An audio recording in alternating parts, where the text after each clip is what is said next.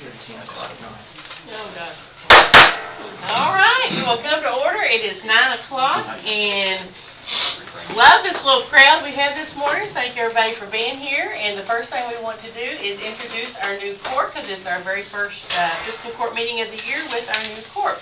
So, Tom, if you want to start us off, go around the table, introduce yourself, and if you'd like to say a brief word, that would be great. Thank you, Judge, and they always tell me a brief word from Tom. Rare. No, I'm Tom Ellis. That small blue section of the map there is 55% of the geography, and Jason, 70% of the roads. That's my magisterial district, but we work for the entire county. Thank you.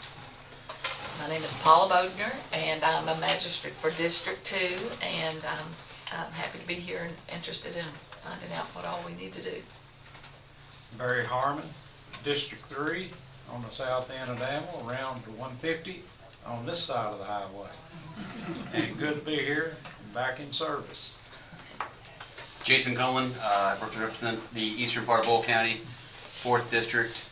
Tom doesn't tell you is that it's all based on population, not roads. You mean cattle? And I'm Jamie Gay, and I represent District 5, which is the little orange section up there, and the best district to go door to door and go trick-or-treating in. Who's got the easiest district? Steve Sleeper, District 6. I represent the smaller of the two yellow sections up there, but like Tom says, I represent the whole county. I'm just happy to be on board. So. Thank you. And I'm Trilly Bottom, and I am the newly elected Boyle County Judge Executive. And individually, we all have districts that we represent, but collectively, we are the fiscal court, and we represent everyone in Boyle County. And that is what we intend to do. Work together on issues that we have and try to make Boyle County the best it can possibly be, provide the best services that can be found, and just make sure that this county is going in the direction that it needs to go. So, thank you all for your introduction. Magistrate Ellis, will you lead us in our invocation, please? Thank you, Judge. May we bow in prayer. Heavenly Father, please be with us today. Watch over and guide us in this new year, this new court, with the old issues that are coming forward and the new issues that many of us won't even anticipate until we have them before us. Please be with us, Lord, that we can always have the citizens of Danville and Boyle County first in our minds. Please lead our deliberations. Please help us to be fully dedicated to all that comes before us, that we work in unity and respect one another. Please let our work be pleasing to you, Lord. We pray this all in the name of Jesus Christ, our Lord and Savior. Amen. Amen. Thank you. If you all will stand, we will have our pledge of allegiance to the American flag. I pledge allegiance to the flag of the United States of America and to the republic for which it stands, one nation, under God, indivisible, with liberty and justice for all. Thank you.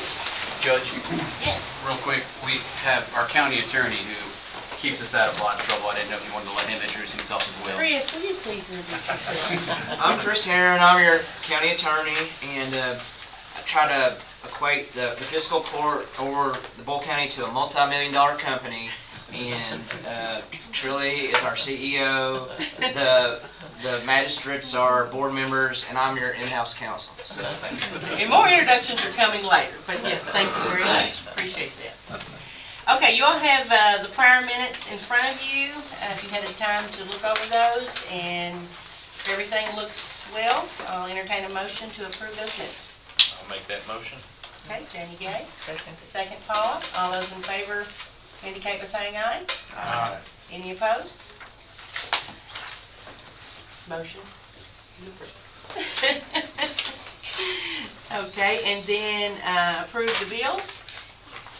All right, so the bills that we have totaled out to $595,564.75. You all have received the claims list there in your drive. Is there a way to get where those black lines are not on there? That I save it straight from Springbrook, and I don't know, because on my computer when I pulled up, it doesn't look like that, but I'm seeing it on Katina's iPad, and it looks like that on the iPad. I'm not sure why it looks like that on the iPad. Yeah, okay. I mean, if you Upsize it. yeah, if you magnify it, it's not as big of a deal, but okay. I'm not sure why those show up there. I'll have to get with Bill on that. Sounds like somebody else's problem. Okay, is there a motion to approve the bills? I'll make that. Oh, second. Okay, Paula and Jason, any discussion? All those in favor signify by saying aye. Aye. Any opposed, nay? Motion carries. Okay, budget transfers. Miss Darlene is our treasurer. That is me, yes, hello. I have a few different budget transfers. I'm playing catch up right now with,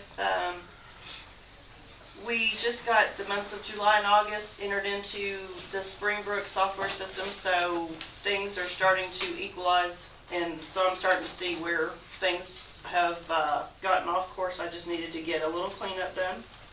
So in the general fund, I have budget transfers of $145,289.81. Public Works, $48,300. Joint Jail Fund, $9,766. And EMS Fund, $38,609. For a total of $241,964.81. Make a motion, we approve. I'll second. Motion and second has been made. Any more discussion? All those in favor signify by saying aye. Aye. Any opposed, nay? I have a new phone. I don't know how to use it. I was only supposed to bring it for the housekeeping. I don't really know how it works. Okay. Did you do cash transfers? Nope. I Okay. need to do- Cash transfers next, please. Okay. I have from general fund to joint jail fund a total of $200,000 for operations, and general fund to EMS I have $100,000 in operations. Okay. Motion to approve the cash So transfers. moved. Second. Tom and Jason. Any discussion? All those in favor, aye. Aye. Any opposed, nay? Motion carries. Thank you, Darlene. Okay, next is our appointment to the Ethics Commission, and we'll have several appointments today. Denise Kurtzinger is here to be appointed to Ethics Commission. Would you like to stand, Denise? All right, she's going to be the Junction City representative. I believe so. I'm finishing out someone's term. Okay, we are going to just start you out now as a 4-year term, so your term will end January 10th of 2026. Okay.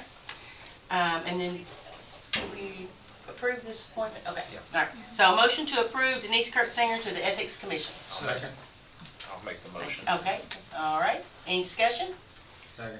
Those in favor, aye? Aye. Any opposed? All right. Welcome on board. Thank you very much for, If you're done with me, I'll... yes ma'am, you may leave. Steve, just coming your way. You're gonna take that guy with you? Yeah, thank you. God bless all of y'all. Thank you. Thank you. Okay, the Extension Council appointment has been moved to the next meeting, so we'll skip on down to number 3, the solar panel moratorium. The moratorium that was in place expired at the end of December, so we have some options. We can create a new moratorium, or we can do something else. So Jason, I think you're the most knowledgeable about that. And Would you like to- affected by it, yeah, this, primarily the start of this came from wanting to have solar panels up and down 52, about 1,000 acres worth, 3,000 in total between the 3 counties right there. So what we want to do is try to figure out a way to, and this is hard to do in government, but make everyone happy. Our previous planning and zoning director had put something out that we are still discussing. I think we need some time to research some more stuff. And I would think at a minimum, we need to give our new planning and zoning director, I'd say till the end of April, to review what's there, let us do some more fact finding. And there's been a lot of this over the last couple of years, and so we can really kind of see what other counties are doing as well. So my request and my motion would be that we create a moratorium, and we can start it today, it's fine, and have it go through the end of April. I was hoping that our new planning and zoning director was going to be here today, but next meeting, okay, all right. Good. I'll second that motion. Okay, so we have a motion to create a new solar panel moratorium and extend it through April 30th of this year. Yep. Okay. Is there- Discussion? Yeah, I was going to ask a question about that. I guess my discussion would be, is there any reason that's, I would think we want to go ahead and just go half a year and go all the way out 6 I months. didn't want to push my luck, but Go all the way out to I would really like June 30th. June 30th Until would the be end great. of the current fiscal year. Yeah, If you'll amend that, I'll second yeah, I'll it. go ahead and amend it to June 30th, that's Okay. fine. And I'll second that, and I think, Judge, there's quite a rationale about this. The fairness to the landowner, with the incredible windfall dollars that can be made, and yet fairness to the entire community. The example I used last year of grave concerns is that magnificent Caldwell mansion has a farm right across from it that could be ripe for development, and you'd have solar panels right there by the 200-year-old stone fences. You come in that beautiful area of the county, visitors, people coming from around the world would have to actually see the reflection of some of those solar panels. So on the one hand, you're balancing the owner of land with the needs of the community, and I think that we've got to be very careful and cautious about the location of these. I know some of the other counties are already having some difficulties where literally the sun hitting on these solar panels at a given time during the day can blind people in a neighborhood right adjacent to hundreds of acres.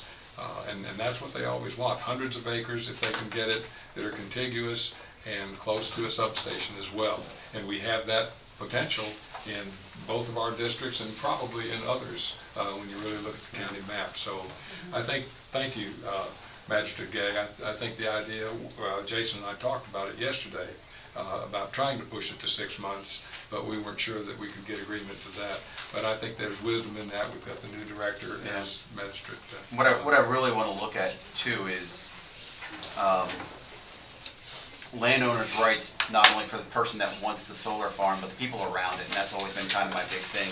You know, you have to start worrying when they start grading the land, changing the slope of the land, that can really affect the properties around it and homes around it with runoff, and then you've got wildlife issues or whatever. And you know, I've had a bird's eye view of the panels over in Garrett County, just how massive they are and what's around and what they did. So It's a lot to be considered, Yeah. and I agree, the new planning and zoning director needs time to look at this too, and Correct. get some information, and maybe some of us get together and talk about it. So I do agree that there's a lot to discuss and a lot to decide. Okay, so we have a motion and a second on the floor to create and extend the moratorium to June 30th this year. Chris, you need anything? I was just gonna say that if this passes, I think during the time being, we should look into maybe some educational seminars so you guys can better understand this, so you can make an informed decision later on. I mean, I'm not aware of any out there. I'm sure there are, you know, because this is a popular topic, you know, around our state and probably others. So Yeah. I would encourage you all to get as much information as possible. And Judge, along those lines, the public input on this is going to be vital.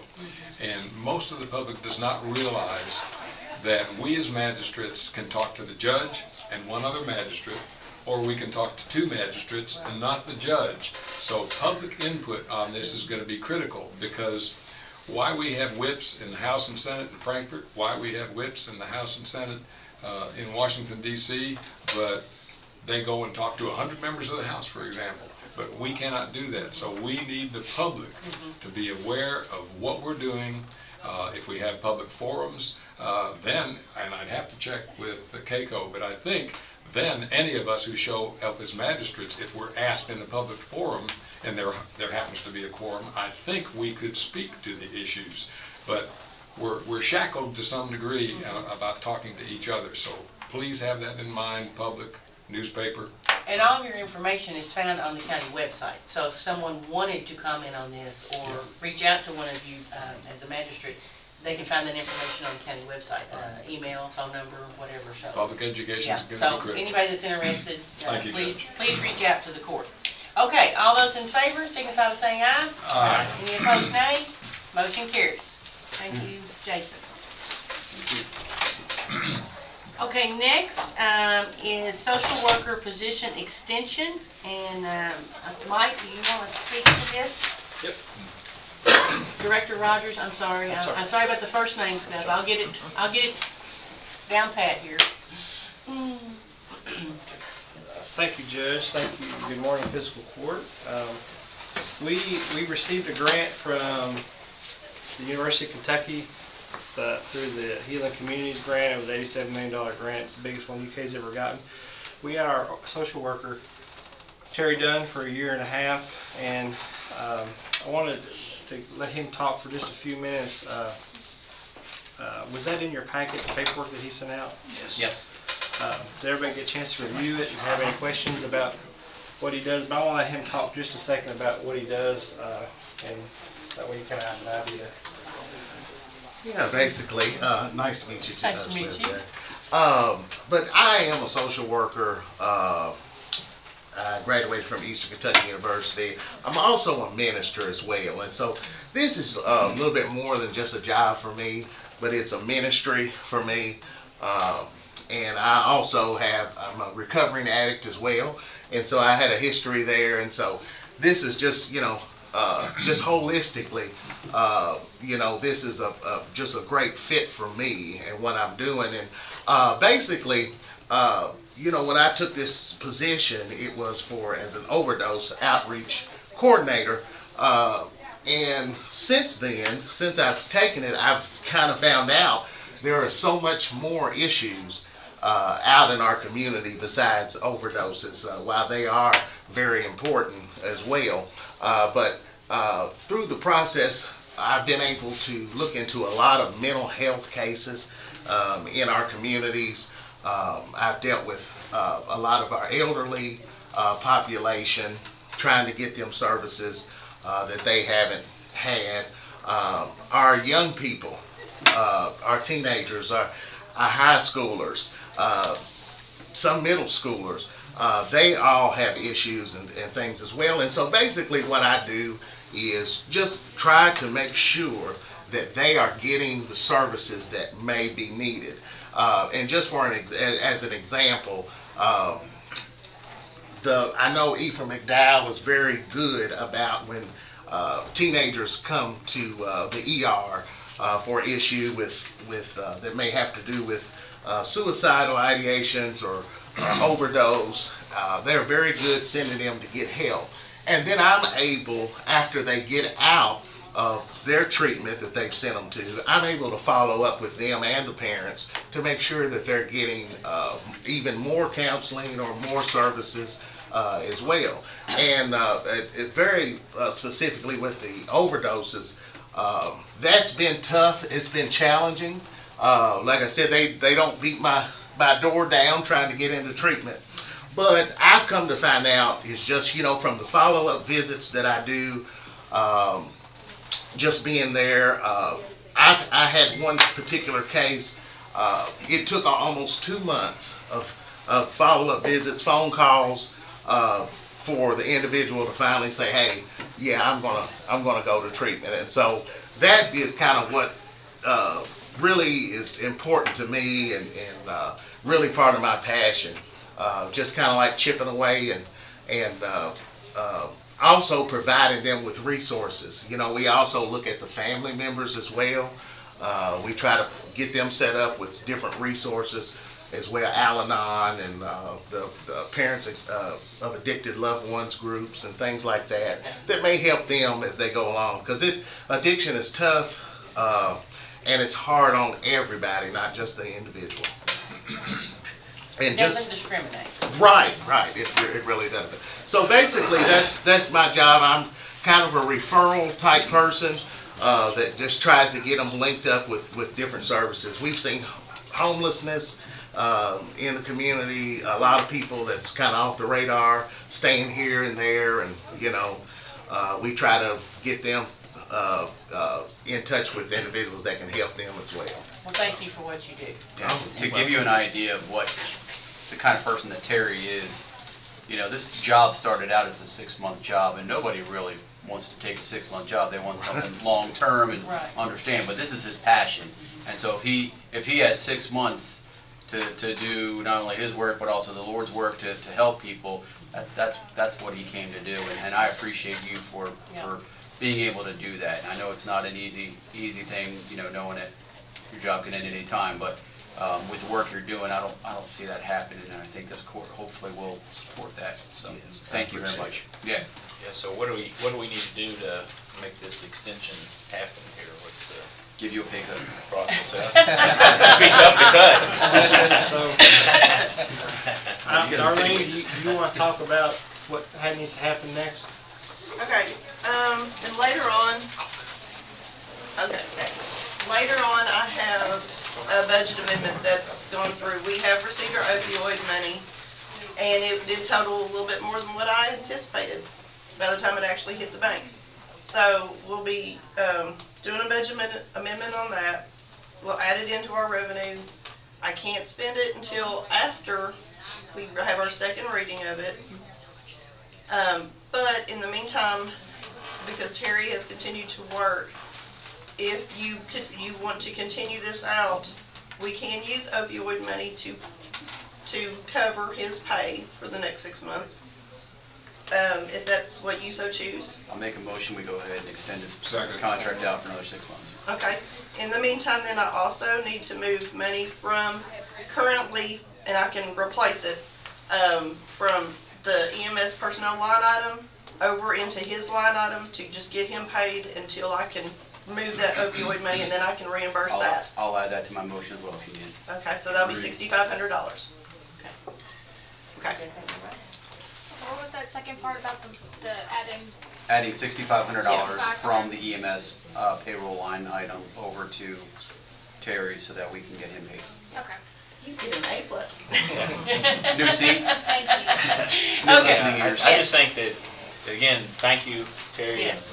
and everybody for the job you do, because I really think it's important that people understand that in our county, we have really a multifaceted approach to addiction that happens not only on the front line, but also through all of our multiple treatment programs, through our jail programs, and then beyond, after incarceration, etc. So it really is a multifaceted approach, and I do think I hope the community understands how much of an effort is being made, and a successful effort in this community as compared to a lot of other places in our state. I think we're a real leader in this arena.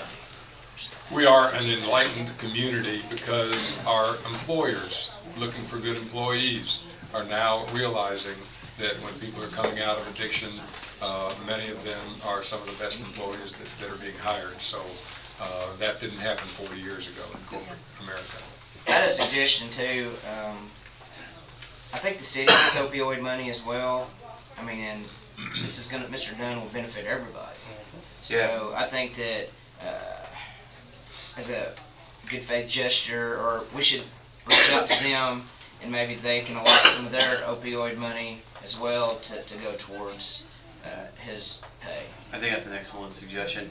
We always talk about in the EMS committee meeting about how many runs our EMS does within just the city. I mean, it's about, what, 90%, 96? I can never give you a true total because of the way addresses work in our software, but it's anecdotally 80, 85, 90% Of the runs. are here. in the city. Yep. Well, I'm actually meeting with Mayor Ekins this afternoon, so I can, That'd be wonderful. speak to him about it and then And Terry's welcome. I mean, Terry, it'd be a good idea probably for Terry, if they want to consider that he can go to their city commission meeting and present, so they have an idea of what he's doing. And there's a lot of stuff that he does that we can't talk about just because of it. So, you know. Yeah. Chris, thank you. Well, I don't want to take credit for that. Julie was in my ear. It's a telephone game. Okay. Wonderful. All Thank right, you. so we have a motion and a second Thanks, on the Julie. floor. Any more discussion? Okay, all those in favor, aye? Aye. Any opposed, nay? Motion carries. Do you want to speak about your handout?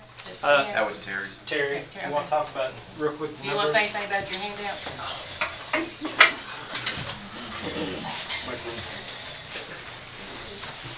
Do you mind if he uses your? Sure. Yeah, just very quickly, these are the total cases, of course, that were identified from July to December, and there was a different worker coordinator there for, I guess, approximately a year before I did, and I was not able to retrieve all of her data. And so I just kind of presented for the last 6 months. But as you can see, the total cases that were identified, and those kind of range from overdoses to mental health, just everything that I basically did, the home visits, and the substances identified, as you see, are still a lot of those. There was 14 that were unknown, and so you can imagine the top 3, heroin, meth, and just different forms of pills. Those numbers are probably a little bit skewed. They're probably a little bit higher than what they actually are. But those are still the majority of the cases. And we have still been seeing fentanyl. I know it's difficult for me to actually see where fentanyl is been in certain types of drugs. It's just where it's been reported. So we think that those numbers is actually higher too from what we've been seeing. And then on the referral side, just a lot of different type of referrals that we've been doing. The biggest type, of course, is some type of treatment. And when I put that category in there, so some type of treatment, that could be inpatient, outpatient, meetings, Celebrate Recovery, NA, AA meetings. We see our Narcan disbursement rate, which I averaged around 8 to 10 or so if you kind of average them out. So there are a lot of positive things I think that we can glean from this just in a short 6-month period. And I would just look forward to continuing this work. I feel like I'm finally just right now getting my feet on the ground, and people are starting to know me. I've had apartment managers reach out to me to go and check on specific individuals that might have mental health issues or something going on. I've had just regular individuals say, hey, this isn't right. I got your card from somebody, and so there's a lot of opportunity, I think, out there to provide assistance for different individuwers. And we talked about this morning at the meeting, in our committee meeting, the Narcan disbursement looks low. Originally, we were handing it out like it was Halloween candy, and we should be, because we want everyone to have some of that. Even if you don't have a user, a lot of times you'll find somebody using it in a parking lot. And they do that specifically because if they do overdose, they want to be in public instead of in their home or whatever. And so it's important to have it. But now that this has kind of become the norm over the last year, other agencies are handing out Narcan. The health department hands it out with their needle program. And so don't let these numbers fool you that it's not a lot out there. There's a lot still being dispersed. Terry, we've been getting such great feedback since you've been on board, and in looking at your chart and considering your passion and your credentials, when you look at the bottom and it says 48 mental health cases, and I assume that's of the total of 128, that's a disproportionately high share and probably light in terms of reporting. I suspect that number is probably 58 or 60 or even more. Possible. So thank you for what you're doing. Any other questions? Thank you, Terry. Thank you all. Thank you, sir. Okay, next is Mike Rogers, Director Rogers again. Update on new ambulance. So we ordered an ambulance in July 21. Actually, we ordered two. We received one already in September, and then we ordered another one from PennCare, and Michael Kidwell from PennCare is here to talk about kind of the problems with ordering ambulances. But basically right now, if you order an ambulance today, you're looking at about 3 years turnaround time, and it's because of the perfect storm of everybody needing ambulances right now, the shortage on chassis, the shortage on chips for the trucks, and so that's kind of the perfect storm. So I want to introduce Michael Kidwell.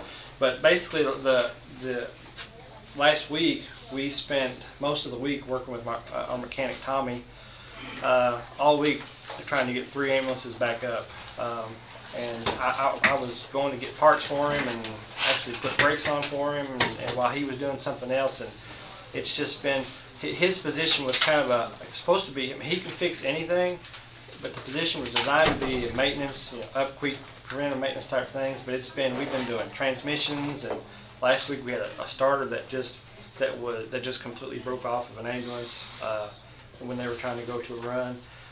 So these older trucks that we bought, we have 2 gas engines that have 180,000 miles on them, and it's just the reason they're gas engines is because that year Chevrolet didn't offer the diesel, so it's just kind of a perfect storm. So I want to introduce Michael Kidwell to talk about an option that we have that's presented to you today. So. Thanks, Chief Rogers, and thanks for the chance to speak, Judge, Magistrates. But as we discussed in our meeting this morning, there are a lot of complications facing emergency services right now, but also the automobile industry as a whole is seeing some unprecedented challenges. And when we were fortunate enough to support the service in 2021 with really the first order that PennCare was able to secure, we knew that the challenges were bad, but we're still waiting. Here we are a year plus later, still not certain when that Dodge chassis is going to roll off the assembly line in Michigan and make its way to our facility in Indiana. So that's the real challenge, but as Chief Rogers indicated, the demand is at an all-time high. But the production capacities for these ambulance manufacturers are at an all-time low. And fortunately for PennCare, we are a stocking dealer, which means that we have demo ambulances on a regular basis. And under normal circumstances, we have a huge fleet of inventory, which benefits us. We are a very large dealer for ambulances, and we have some advantages because of that. So we have a unit that's available now. I have a purchase agreement with me if it is going to be a good choice. This will be our 4th signed purchase agreement with the county, so we're very happy and fortunate to be a resource in that regard. So it's a very standard contract. The 5th one free, right? We'll certainly work on a good discount for number 5. But punches on the card. But it just so happens that the available unit that we have currently is almost an exact duplicate of the ambulance that was purchased in 2022. And it's done very well for the county, and I think it has been a good addition to your fleet. It is a F450 4-wheel drive diesel chassis, and that has held up very well, and I think this one would do the same. So we have this in our demo fleet, and we're happy to obviously make this happen for your county, and availability is pretty much immediate. With the Fully state- Fully equipped right away? Well, no, Michael will need to add the necessary supplies and equipment, stretchers and things like that. And graphics is another thing that may delay delivery a little bit, but getting it in service, I would say by the end of February is a real possibility. Yeah, it takes forever to get everything lined out. I mean, it'll probably at least a month before we can get it. Did you mention the mileage on inspection? it? Because it has to be inspected by the 500, state. about 500 miles. Yeah, it's a new, wonderful. we just Yeah. received it. Yeah. As far as the equipment goes, and stop me if I'm wrong, we already have the equipment budgeted, because while we were hoping to get a vehicle in January, the one we ordered, it's not. So we've got everything, I believe, already budgeted for this vehicle. So there won't be any, we have everything we need. That we purchased the power load, which has been in our bay for 6 months. So it's ready to go in as soon as we get the ambulance. Tommy can do that as soon as we get the ambulance in hand. That'll be the first step. The next thing we'll do, we'll work with the local dealer, or local rep about getting it wrapped. And then we have to have it radio installed and inspected right by the state board of EMS. And then once that's done, we'll be able to have it online. Wonderful.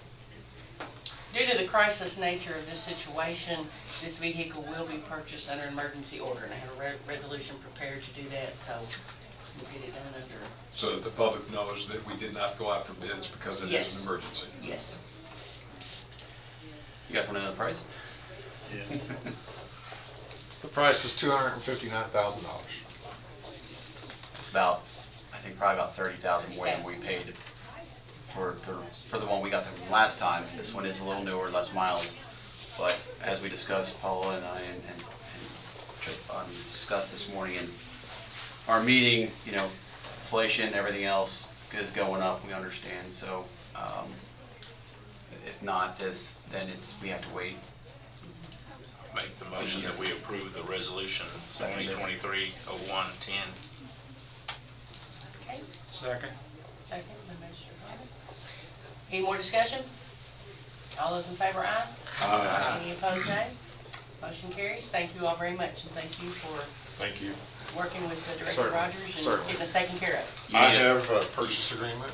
Shall I wait to the end of the meeting to get that to take back to the office, or? I just need a signature. You just I need a can signature. do that now. I can do that now, Okay. yeah, and that way you don't have to wait. Julie, there is a. Sounds like you need to go ahead and start getting these wraps for us. Oh, Happy to yes. do that. We need a motion. Yeah. We need a motion for the ambulance to be paid for upon delivery. Yeah. So that was being, Make that motion as well. okay. I was gonna make that motion, but Jamie jumped. Okay, that's all right. So I have 2 copies, Judge. All those in favor, aye? Yeah, Paul. One for you. Any opposed, nay? Motion I know. carries. Pardon me. No, you're fine, you're fine. Just wanted to get that out of the way before I forgot what I was doing. 4 years, you'd think you'd understand committee votes. Last time we were just, we said, Mike, go out and make the phone call, because it was that tedious to find one anywhere in the United States. I think the young athlete going down and having cardiac arrest brings attention to EMS in a good way, and it shows what y'all do, not just that one time in front of all those people, but on an everyday basis. And We appreciate you. thank you for bringing that up. I also want to mention that Dr. Grant, our medical director, is here. He's also the coroner. So I can't say enough good things about Dr. Grant. He's out and about, responds with us. He's always available to my phone calls when I need Thank him. you, Judge. And thankful for his Okay, leadership. thank you very much. Well, I will send out an email I'll send it to Mariah, and she can send it out. But last Wednesday, I went on the Joe show, Joe Mathis, and he asked me to come on and talk about DeMar Hamlin, his sudden cardiac arrest on the football field, and how important it is here in Boyle County, because it does relate. And in 2022, there was 70 cardiac arrests, and our biggest piece of the puzzle is people that the families and citizens of Boyle County that aren't doing CPR before we get there. And I'm going to send that to you so you can watch it, so I won't take up the court meeting. But long story short, if they can do CPR before we get there, according to the American Heart Association, you can double or triple that patient's chance of survival. So really what I need from from the fiscal court, from the city, from me, from McDowell, is that continuous notification or public announcements, service announcements to the people of Boyle County. Do CPR, call 911. You can go on YouTube and put in hands on the CPR, and there's video. The American Heart Association has plenty of videos about how important it is, and it'll take you 30 seconds to learn hands on the CPR, and you can save a life. And that's the biggest piece that we're missing here in Boyle County. And if you're around me very long, you'll know that this is the passion that keeps me going, is the patience that we have. The good thing about what happened on Monday Night Football is it's not a good thing that happened tomorrow, but it's made it, I can't talk about it in court meeting because of HIPAA, but that's a very public example of what we deal with every day. And the 48-year-old with 3 kids that went into cardiac arrest and is no longer with us is what keeps me going. Well, on that, I do want to also say that as now a retired athletic trainer, I want to point out that we're often a profession that flies a lot under the radar, and the athletic trainers that are an important part of the medical team and are licensed healthcare professionals definitely met the moment in that situation. And and it's one of the things that I think as a profession we're really wanting people to know, that athletic trainers should be at all athletic contests. And unfortunately, fortunately for DeMar and for NFL players, they're there. They're actually 27. The NFL requires there be 27 healthcare professionals. That's from paramedics, physicians, all the way down. And unfortunately, though, the majority of our athletes in our country do not have that same level of care available. So I do want to take this moment to emphasize the importance of all schools and all parents continuing to advocate for athletic trainers to be at your contests and your sidelines. It's an important part of the medical team. Mike, you made an offer probably 2 years ago that any church that would want training, would it be too much of a burden for you to find out all the church pastors and get their email addresses and punch it out to them? Or would that be too much of your staff taken up? We're willing to go teach it anywhere. I say all the time, I'll talk to anybody that'll listen about this. We can do hands-on CPR, stop the bleed, and we can teach 200 people in 20 minutes. It's that easy, that quick. I don't know that I have time to I can, if someone has a list, that I could do that, or we could, just continue to put out there that we're willing to do it, and they can just call the station. I talked about it on the radio, and we can arrange it. But however, it's probably. And this meeting is being recorded YouTube, so anybody that's listening can reach out to their pastors or other community members and let them know that this is available, and that to contact Director Rogers, and that he can get it set up. We've even talked about doing some community classes, maybe in the fiscal courtroom at some time. Just inviting people to come in and doing a little class like that. But the main thing is we appreciate you, and we appreciate all your staff and what they do for Boyle County. And the paramedics and EMTs that are on the ground that here in Boyle County that miss holidays, that I do want to mention in December we had 521 runs, but last Thursday and Friday we had 53 runs in 36 hours.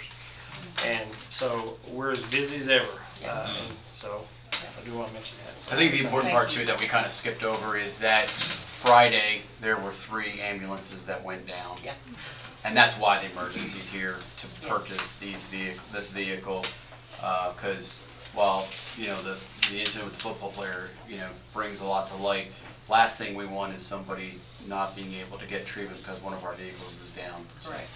Thank you. Instead of him doing all that work with the contact, we could target some of the larger churches to host these events, and then let the community health nurses that are members of those congregations to reach out to their congregants. I would push it back. I would push it back on us because we know our districts better than Mike does. So it should really be up to us to reach out to the churches within our district and offer it, or different options. I probably can get you a list of I'll put it on my county attorney page. Yeah. But EMS they're great. Like I had an incident on Monday as well, and they were there in like 3 minutes. So, thank you. Yep. I was at that Cincinnati game, and I was like 15 rows from. I saw it, and it's crazy. There's one lady, and I think she was an athletic trainer. I just saw how she took command of all these people, and it was amazing just watching her work. So. Thank you. Thank you, Judge. Thank you. Okay, that's all of our old Thanks, business, Mike. unless anyone else has any old business to bring up at this time. Okay, if not, we will move into new business, and Mimi was in the hallway. Mimi, If someone- Mike, Mike, could you would get you send Mimi in, please? Yep. Come on. Sorry. Welcome, welcome. Welcome, welcome. Yeah. Thank you for having us. Yes. Front and center. Try to find Front and a center. wall. Yeah, come on in. Standing room only. That's all right. There's, Oh, I can sit right here. there's some seats on the second row, if y'all want to come around. I'll just Ready, stand, Steve? hold my beer. Oh, there you go, thank you. Full house today. Yeah. Shoot, you gotta go there. I won't be here very long. Okay. All right, we have Mimi Becker with Yes. the Arts Commission, and she is going to do a presentation. Yes, thank you very much. Thank you for being here. In the past, I would come visit once a year to talk to you about and thank you for what you do for us. But they don't ask me to do that anymore because I guess time limits. I don't know. I can tell you all are busy. But you have been allowing me to come this past couple of years to introduce to you the Arts Citizen of the Year. We feel like Danville and Boyle County is a very special place, and the Arts Commission has been recognizing now Madeline is the 23rd Arts Citizen of the Year. And I was corrected in my math about how many years that represented because we've had some doubles. But the Arts Citizen of the Year award we select, and it represents not just the year, but the body of work that each person or persons has contributed to this community. So we were pleased to select Madeline this year because Madeline was part of the founding of the Gathering Artists, which is an organization that has been in this community since 1995 for the purpose of supporting artists in a non-judgmental, very supportive atmosphere. They have met monthly. I believe they have never missed a month in all of those years. Even during the pandemic, I was told that the year of the awful snowstorm and whenever that was, that one guy showed up. Came through, so they counted it. So He was the crazy guy. he was the key. I don't know where he lived or whatever, but he was going to be there, and so they have an unbroken chain. But I guess one of the most important things that Madeline has done is she has really shared her talents with the community in many ways people don't know about. She teaches classes. She began our association with working with special needs young adults. Just really teaching in small groups to share her talents. In 1998, she was one of the motivating people behind the founding of the Arts Commission. So we are very grateful for that. She served on the board and she has served as president of that organization. So she's semi-retired, but she still shares her talents. So we felt it was high time to recognize Madeline as the Arts Citizen of the Year. Congratulations.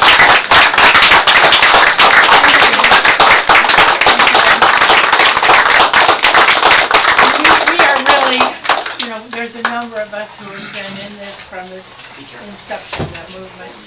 And we really do pat ourselves on the back for bringing art to Danville and Boyle County. Yes, absolutely. And her husband, Jim, Oh, yeah, that's trails along. Does what he Trails does. along, Do we yeah. have the last name? Yeah, yes. Her last name. Would you like? Oh, Worley, W-O-R-L-E-Y. Sure. Sorry. Picture with Mimi and, yeah. I figured out after yesterday when we went to the city council how short I am compared to the rest of the world. So I have some little heels on my boots today, right? What do you want? Just fine. Thank you. Ready? Yes. All right, 1, 2, 3. Thank you. And,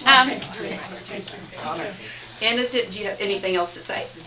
I just hope that people will absorb the arts that we have brought to the public parts of our county. And then, of course, we hope that you support that financially. I mean, buy things. Buy things, that's And right. tell people how exciting their artwork is, and, do the art walk and some of those kinds of things, because really, it's important to the artist. Yeah. There's always good things going on in the art world. Yes. I love the art center and try to get over there as often as I can, and then do other things in the community art related. So yeah, it's a wonderful area that people should always explore. Yep, and now we You never have- know when you're going to have a creative talent that's hidden. Well, and That's that's right. what Just we hasn't found. come out yet. That's right. We found, we started gathering artists, I didn't even realize it was in 1995, but anyway. We just put out a call, and it was the least organized organization in the world, and we met on Mac Jackson's farm, and the first meeting that we had, we just put out a notice, and 50 people showed up, and so we were in there like that going, now what do we do? But anyway. Well, thank you very much for It's being probably here. 3 years ago that they had that wonderful auction. My wife and I benefited by being at that. Well, and I usually have a piece in that, so, and this is we're another, looking it's for gonna another happen auction. this And year. then I want to compliment Magistrate Cullen, because if more businesses, and he's sold his business now, but if more businesses would do what he did and allow artists to hang their We're going to works. talk about that in just a second. Yeah. Oh, okay. I'll That's back coming off. So thank you very much. Congratulations. And then also this year, we decided that an organization needed some recognition because of its work to incorporate the artist into the business part of the community, and that is Farmers Market. Farmers Market made a practice of beginning to welcome artists as vendors, either as full-time vendors or part-time. The Arts Commission has 2 spaces, and so we incorporate artists into that. But then, woohoo, Constitution Square Festival. Finally, after all the years, people kept saying to me when I took this position, when are you going to start the Constitution Square Festival again? And I said, well, I wasn't part of it, we weren't part of it, and when are you going to help me start the Constitution Square Festival? But Farmers Market and the Chamber of Commerce stepped up, and they said, let's do do the Constitution Square Festival and incorporate it into Farmers Market. So we basically built it out of a single day in Farmers Market. So we felt that deserved really some recognition, and so we have invited today the Goodwins, Russ and Margot Goodwin, who have been part of Farmers Market for a long time. I shouldn't say it like that, but you have. Their flower business, and also sitting on the board. So it helps to have people in the community who are willing to do that, Farmers Market, keep it going, and you guys letting us come back to where we should be. The Farmers Market should be in the center of town, and so we're at Constitution Square. We're very, very proud of that. So we want to thank the board, the Farmers Market Board, the Chamber of Commerce, for letting us do it again. So here we are. And the festival this year is September 16th, so put that on your calendars. And we're planning for it to be bigger and better. Do you guys want to say anything about Farmers? I think the last time I was in front of this group, we were asking to be able to go to Constitution Square, and through the niceness of you guys, it's really grown dramatically. And I was just looking around this year at one of the markets, and not only do we have the artists with doing their artwork, craft work, and all those things, we also have music almost every week, and it's basically turned into a downtown festival for Danville every Saturday. So it's really been a neat thing for the town, and we really appreciate the ability to have that group down there. And we thank all the artists for coming. I think we had over 60 vendors this year, so it's really grown dramatically. So thank you. And if you need a fresh bouquet of flowers for your kitchen table, you Yes, can see the you good can, ones in yeah. their booth, and they Pick will up be happy an herb to supply plant you. or so, yes. I did want to mention one other thing. Last year, well, two things. Speaking of art in businesses and places, we have moved what we consider to be one of our kind of our longstanding programs, the Youth Arts Festival, which was just a kind of a one-day deal, maybe 3 or 4 days. So we moved it to be the whole year. So each month, a school is featured at a downtown location. We didn't get started with trying to organize the schools and organize us. In November, we were at McDaniel Wealth. It was Junction City School and Parraville Elementary. In December, we were Hogsett School at Sherwin-Williams Paint Store. What a great place for an art exhibit. This month, January, KSD is at City Hall, and next month in February, Woodlawn will be here. So when you walk in the door after getting yourself all scanned, you will walk and look straight at the art exhibit. It's going to be on that wall. Nice. It will be up for the full month of February. And so then each school, we continue through the year moving things around. So Right. it made a really big difference in that schools can be recognized for a whole month and have their artwork available.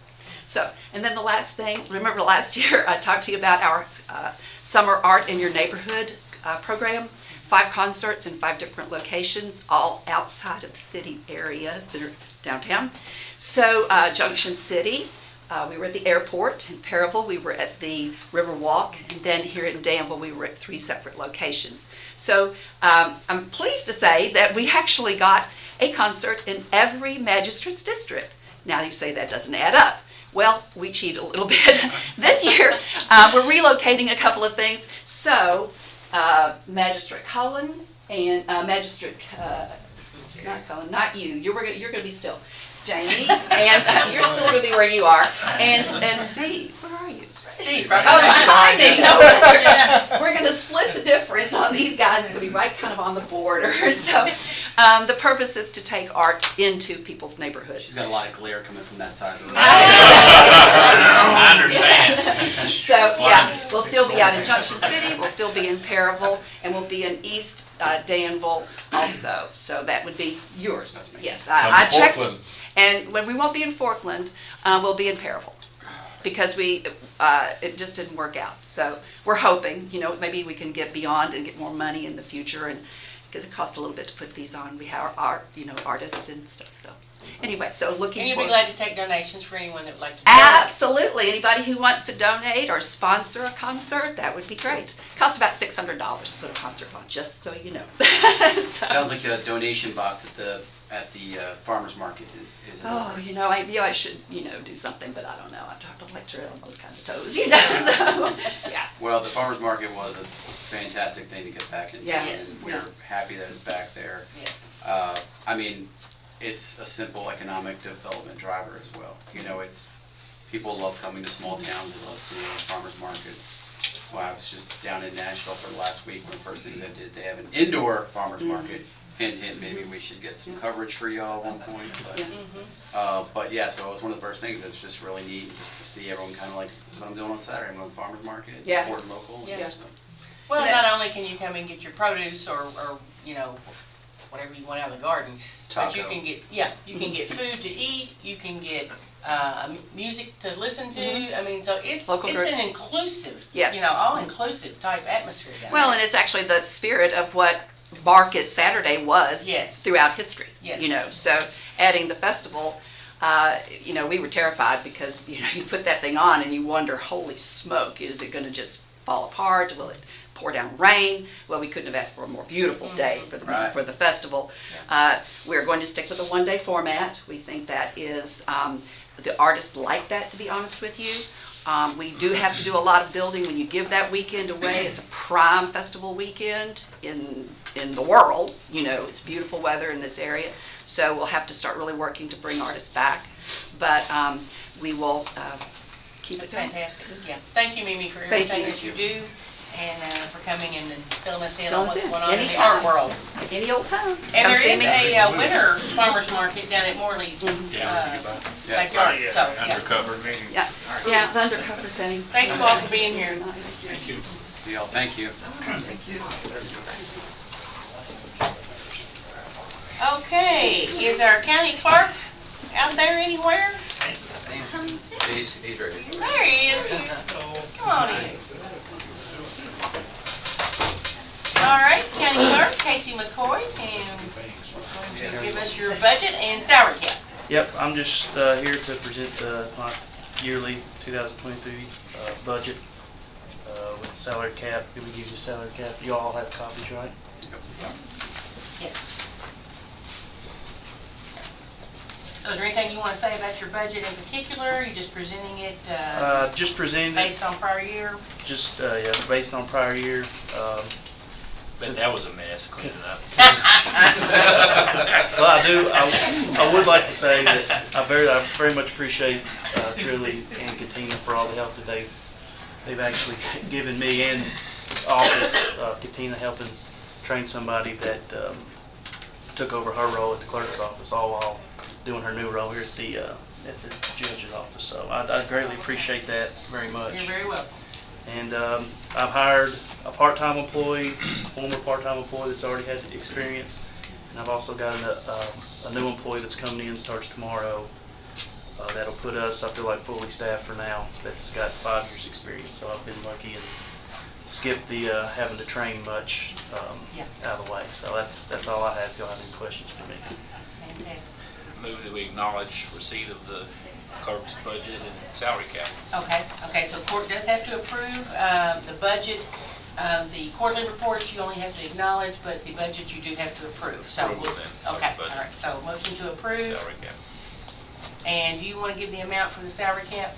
It is $736,380. Okay.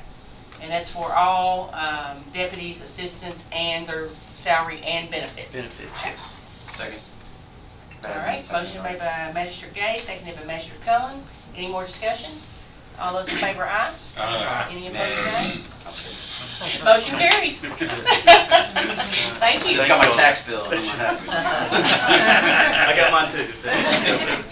Thank you all. Okay, next is the appointment to the Parksville Water District, and that is going to be Harold McKinney. He could not be here today, but we did go ahead and grant a certificate of appointment, so he will be appointed to the Parksville Water Board, and that is a 4-year term with the term ending January the 10th of 2026. I'll make that motion as well. Okay. Second. All right, motion by Magistrate Gay, seconded by Magistrate Bogner. All those in favor, aye? Aye. Any opposed, nay? Motion carries. Thank you. Then we have the reappointment to the Senior Citizens Board, and that is Steve Klein, and I don't think Steve is He's not. here. I'll make a motion, we approve that. Okay, motion made, second by Magistrate Harmon. All those in favor, aye? Aye. Any opposed, nay? Okay, that reappointment is made. That's a 3-year term, ending on 12/31/2025. Then we have a reappointment to the Board of Health, and that is Dwayne Campbell, and he is present. Yay! Can we go into executive session? All right, and Dwayne, that is a 2-year appointment, and that will be for the years 2023 and 2024. Make a motion, we approve All right, motion by Magistrate Cullen, second by Magistrate Bogner. All those in favor, aye? Aye. You Any gotta speak opposed, up, nay? Steve. Motion carries. Thank you, Mr. Campbell. Appreciate you doing that. I'm gonna get a megaphone. Okay, next is the appointment of the road supervisor, and that goes to Roger Johnson. He's the lucky winner for that today. Careful what you wish for. You're exactly right. That is a 4-year appointment. Rate of compensation will be $25 an hour, and it will be budgeted in the appropriation account 026103-10200. That sounds official, doesn't it? Yeah. Motion to approve. Second. Magistrate Cullen. We'll do the second by Magistrate Sleeper this time. I know, right? Sleep at the wheel. All those in favor, aye? Aye. Any opposed, nay? Motion carried. Would you like to say anything? Hey, just be glad to work with you guys and All see right. what we can do. All right. Dwayne's hair started about there too. That's just a week's work. Thank you very much. Good luck. We have a reappointment of EMA Director Brian Caldwell. That is for a 2-year term. Make a motion to approve. Second. All right. Motion by Magistrate Cullen, second by Magistrate Ellis. All those in favor, aye. Aye. Any opposed, nay. Motion carries. Just one Thank moment. you, Mr. Caldwell. Judge, if I make a comment, on that brutal morning when it was -7 in Perryville and other mornings that followed, Brian Caldwell was up on, was it Tennessee Ridge where we were fixing the communication? Tennessee Ridge. Folks, I went up for just a couple of minutes and my hands were frozen and he had to take equipment apart and put it back together on that morning to get the communications for all of our EMS, fire officers, the sheriff's office. And thank you for doing that because that was critical that that take place. Would you like to say anything? Staying busy. Actually in class every day this week. Playing hooky right now. Yeah. Thank you. But and that's at North Point, ICS 300, 400. They're good classes. They usually try to schedule them ICS 300, which is a 3-day course, and usually a good idea to kind of break those apart, do them about a month apart. We're doing them all in this week, so cramming, instant command, system, yeah. Good deal. Well, we appreciate it. We appreciate you, and we appreciate the work that you do for Boyle County. Thank you all. All right, thank you very much. Next, we have a reappointment order for all county employees because it is a new term and a new court. This is normally done in July, but we're going to go ahead and reappoint all county employees at this time. And Make a motion, we approve. Thank you, Mr. Cullen. Second by Magistrate Boger. Any discussion? All those in favor, aye? Aye. Any opposed, nay? Very thankful to all of our county employees. Yes, thank you. Sign this real quick before I-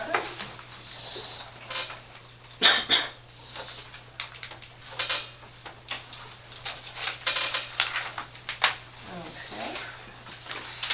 We want to introduce County Surveyor Richard Murphy. Okay, Go ahead and yes. stand up, sir. Yes. Come up and address the court and tell us about yourself. This is a new position, I think, for most of us. I don't know that we've ever had a county surveyor, or not since I've been here anyway, so that's been a while. That's, I get that a lot.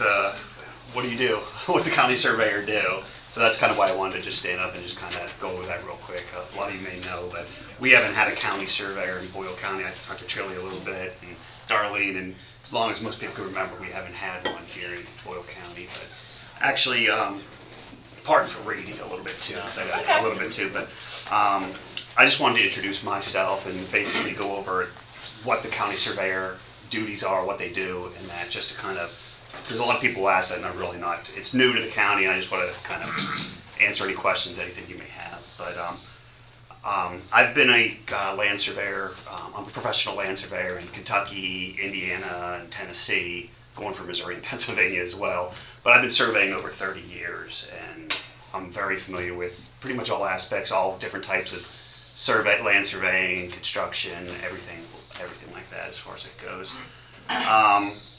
I work in Lexington right now with a company called Becker. We do mainly engineering, pipeline engineering, different things like that. But anyway, as you know, we haven't had a surveyor here for many years, and just want to go over that. But the Office of County Surveyor is not anything new. It's been around for probably hundreds of years, and it's pretty much exists.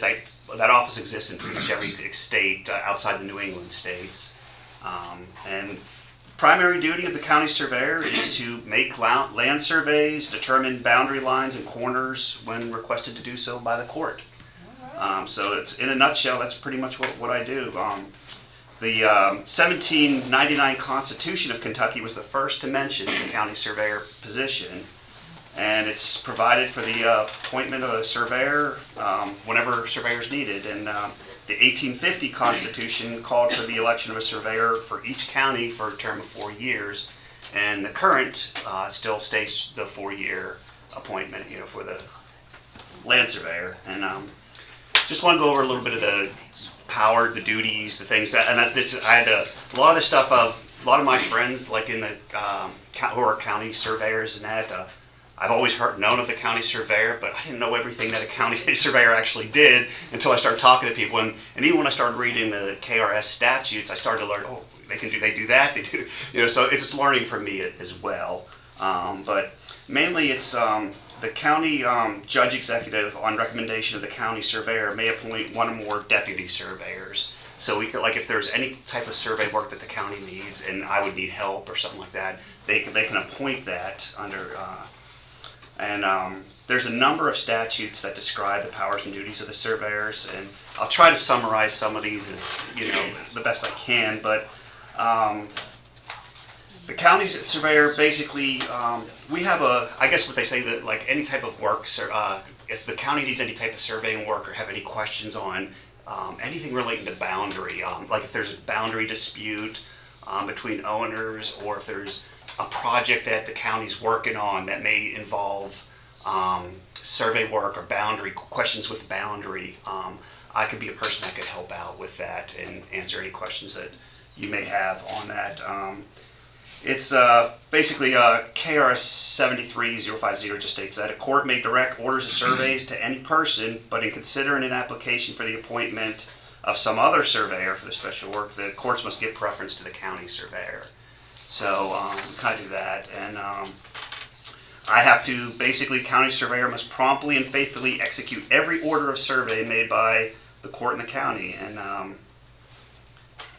then what I do is I would report. I would create, if I do a survey for the county, I would make a plat map, a map or something to be recorded in the clerk's office. And the county surveyor in this county doesn't have an office in the courthouse. It's not a paid position in the city, but all the work that I do for the courts has to be recorded in the clerk's office. And I'll have to talk to the clerk, because I believe there's a section or something in the clerk's office where I'm supposed to store any of the surveys that I do. It's a county property, county record, so, and it's going to be there, and it could be used in courts for judgments and stuff like that. My records could be used. Any of the records that I may keep would be on file there. Basically, this county surveyor, let's see here, KRS 73090 states that the county surveyor must be made a member of committee or commissions appointed by the courts to locate, inspect, care for, and report on bridges, all public improvements. The county surveyor may also be made a commissioner to divide land, lay off dower or homestead, open, alter, close a public road, or open or close a private passway. The surveyor works hand in hand with other community officials to ensure the existing public are not negatively impacted. And whenever development occurs, whether it's a single-family home, an entire subdivision, strip mall, industrial park, I'm there to kind of help out or review any plans or anything that you may have as it relates to boundary on there. So I can kind of help out. I'm just an extra resource that could be used for that. And like I said, the county surveyor keeps records of all plats and my explanatory notes that it's just kept in the clerk's office. Since the county surveyor is not a paid position or anything like that, as far as compensation goes, that's usually ordered through the courts at as if something is deemed necessary or something like that, it's just handled through the courts, and I believe part of the clerk's office, the clerk's office as far as that. But any service that's performed by the county surveyor that is not ordered by the court, such as an individual landowner or a private party, then that compensation is obviously by that party doing the request and stuff. But anyway, I just wanted to just give a little basic stuff, and I'm still learning the ins and outs of what I can do, but I know I got to talk with Roger. I think I was going to talk to Roger at some point, and some of the planning commission people as well, to try and just see if there's anything that I can do to help out relating to boundaries. Okay, well, thank you, Richard, for inviting us. Yeah. You really tweaked my mind here, because I know it's been a constitutional office since basically we were formed as a state. Yeah. And you're hitting it right at a time. I think broadband, I think of our ARPA funds for water lines, just in my district alone, eight or nine areas, solar panels, and there are going to be some serious disputes, I think, in my district alone. Yeah. And equipment. Do we need to supply you with equipment? Because I know it's expensive. As far as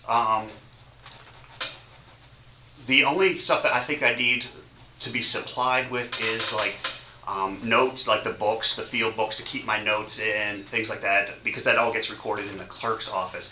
But as far as the surveying stuff goes, I work I work for a survey. I do land surveying and stuff like that. So I have a company there that I do the work for.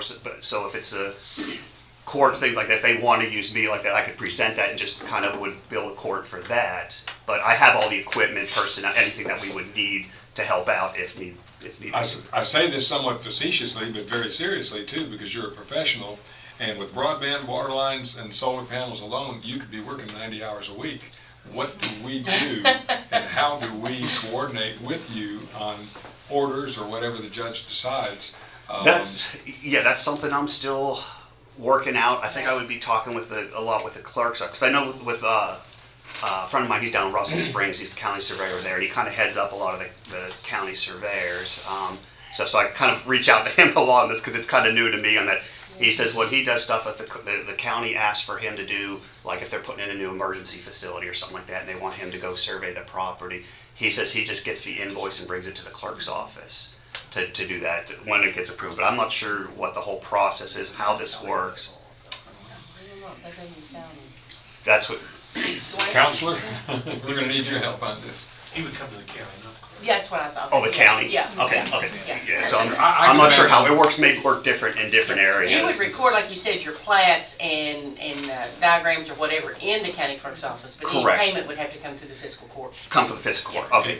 If we're successful with all three of these projects, and we have to be on the water lines, I can imagine a six-figure amount of money that the county would be expending to do this right, especially for broadband and solar panels. This is all new to us. It's new to me, and I'm getting work through and with our company too. Like I'm getting requests even in Tennessee for these solar farms going up like crazy, and it's a hot topic right now. And so it's new to me as in the surveying world because I'm used to the property, the boundary, the roadway, and surveying, a lot of that type of work. So this. And it would only be deemed if we thought necessary. Exactly.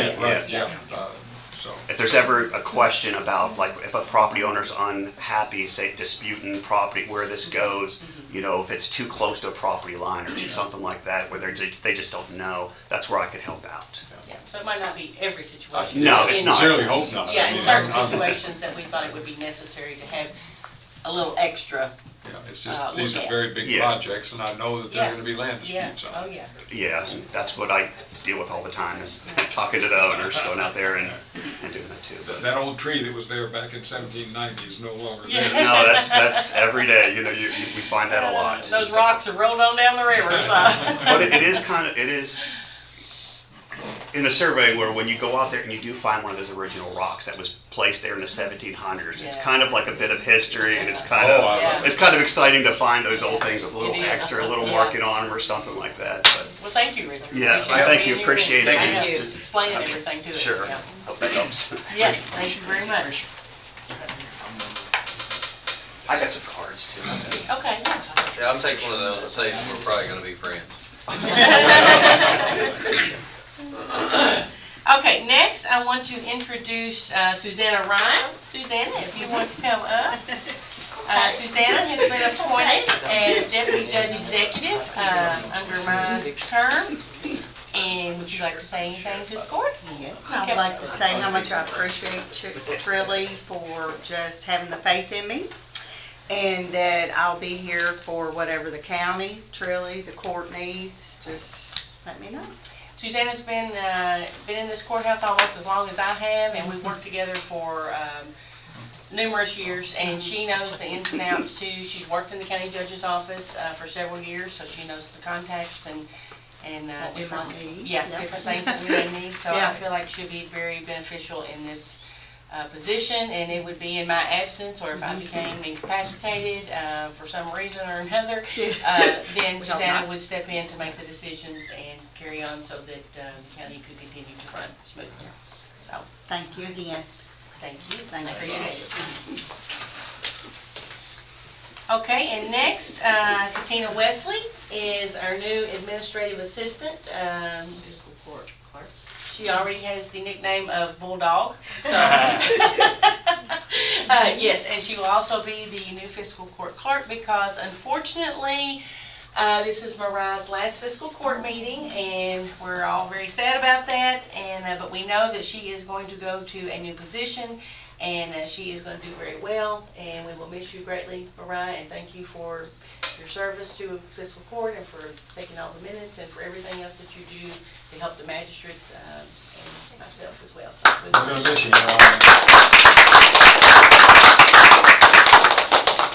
So next time, Katina will be sitting here and taking the minutes. If you need anything from me, and I happen not to be here, Katina is available to, she's got my contacts. Well, you all have my contacts too, but anyway. Also want to announce Sheriff is with us today, down at the bottom. Thank you, Sheriff, for being here. Would you like to say anything? Well, I didn't want to. Why did I ask that? I just want to thank all of you all for stepping up and running for office, and some of the people you all replaced are my friends, and I miss them, but I'm glad to see a new opportunity for Boyle County and for us to grow, and I know you guys are going to do great things, and like I said, thanks for the opportunity. I'm sorry if I was a little bit late. My real boss decided to get up at 4 o'clock this morning and not go back to sleep. So I'm a little tired. It's been a very eye-opening experience being the sheriff. But like I said, I'm very anxious and excited to work with you guys and to make Boyle County better. So thank you. Thank you, Sheriff Bottom. Also, Julie Wagner is here to my right. She is our county administrator, and she keeps everything legal and makes sure that we are following all the rules and regulations. And Julie, thank you for your work. This is her first week, second day back from her knee surgery, and she has recovered very well, and she is still doing physical therapy, and it's coming along just great. And so it's good to have you back with us. Thank you very much. And then Darlene, we have already recognized over here. Treasurer keeps us all in the money. Job well done. Thank you, Darlene. All right, now have I missed anybody as far as introduction? Steve is our HR, Human Resources. Yep, Steve Griffin. So thank you for being in here too. Okay, now update. I'm sorry? And with that, Steve's up. well, let's see. Yes, you are. Sorry, I was looking at the next line. Thank you, Jason. Exciting there, Shirley. I got you. I was asked to just share kind of where we're at on some recruiting of people. Of course, we're looking for Dwayne's replacement. I was hoping he was coming back today. We're not having a lot of luck finding good candidates with that job, but I didn't expect they'd just be flowing right at us because there's so much demand for engineers out in the communities. And so, but we're looking. We'll see where we can go with that. We're also looking right now for Mariah's replacement. We're getting some good applications, really good ones. I'm really impressed because a lot of times we'll advertise and not get much response. We're getting a good response for that job. And as well as we're looking for another animal control officer since Elias just left us. And we're getting some good response to that as well, which is unusual. So we're excited. Just got to call through them and see who we want to bring in and talk with us and stuff. So, but that's where we at. When does the application process end for financial officer? I think it's up for a month. Okay. But we'll start kind of calling it out. I've called them a little bit, and I'll get with you, and we'll decide who maybe we want to kind of, and Darlene, of course, too. Yeah. So. Interview. Okay. Yes. All right. Okay. Any other questions? Okay. Thank you, Steve. Of course, we can't replace Mariah. No. No. Any help you all need with that, you just let me know. I will call you. Thank you very much. You'll regret it. Okay, next up is Kendall Clinton with our update on the CVB. Good morning. Good morning. So this time of year is usually kind of slow for us. Not a lot of visitors coming to town when it's cold, but we are very busy. right around Christmas time, we got some good news in the form of a large check. We applied for some ARPA funds that have been made available.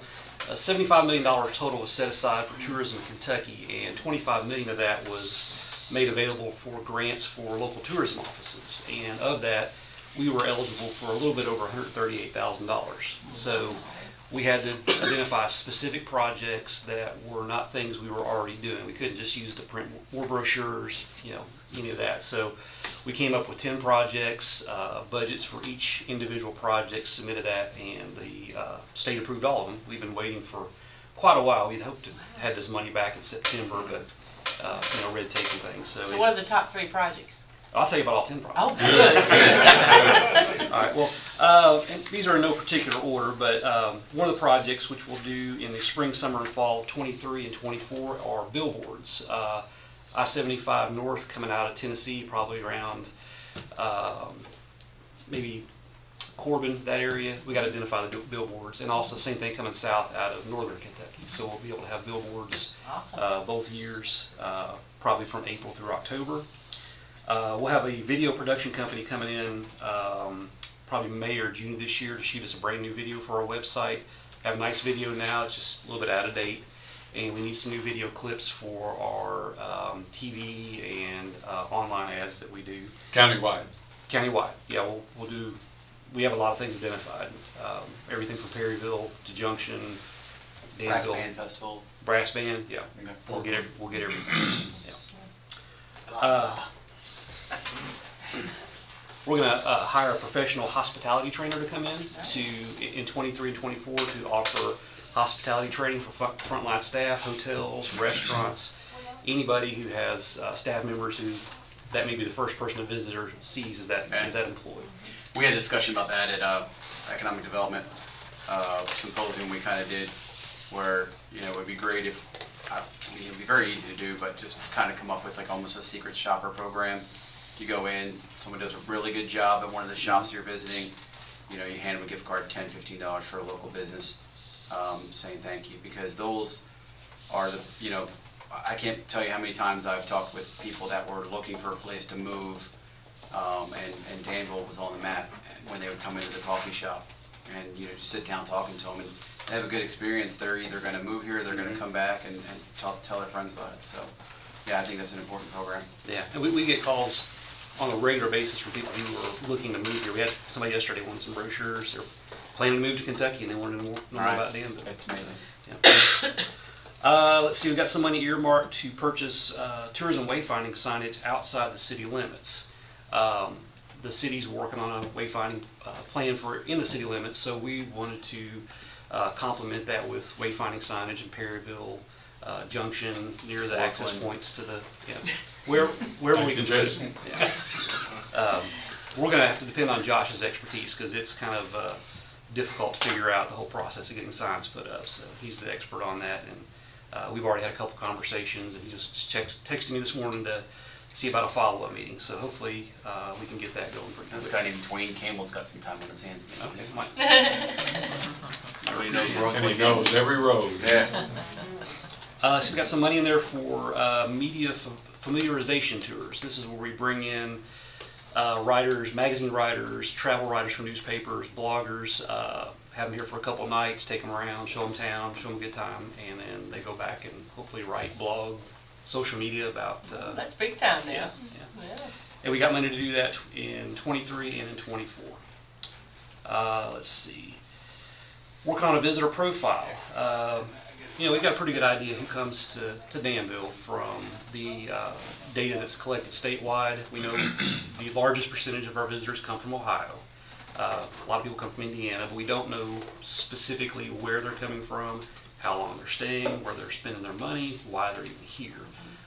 So this will better give us a better understanding, and it'll help us when we go to place ads, do our marketing, which parts of Ohio, which parts of Indiana, who are we targeting. So we'll have how do you go about building that? There's some companies that can do that. They do a variety of ways. They can use Visa card data, track how they're spending their money. They can do exit surveys from people who are staying here, where they actually send people to town and do surveys. They can talk to people who've been here in the past.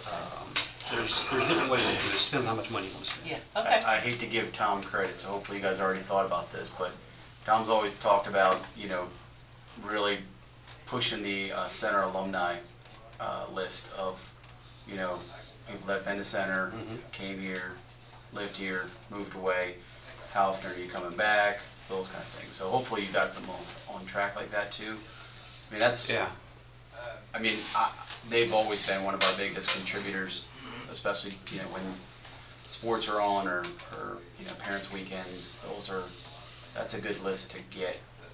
Kendall, you and I need to go over there and visit because we've got an approval for them to handle it as opposed to us for confidentiality and other things, but they will work with us on that.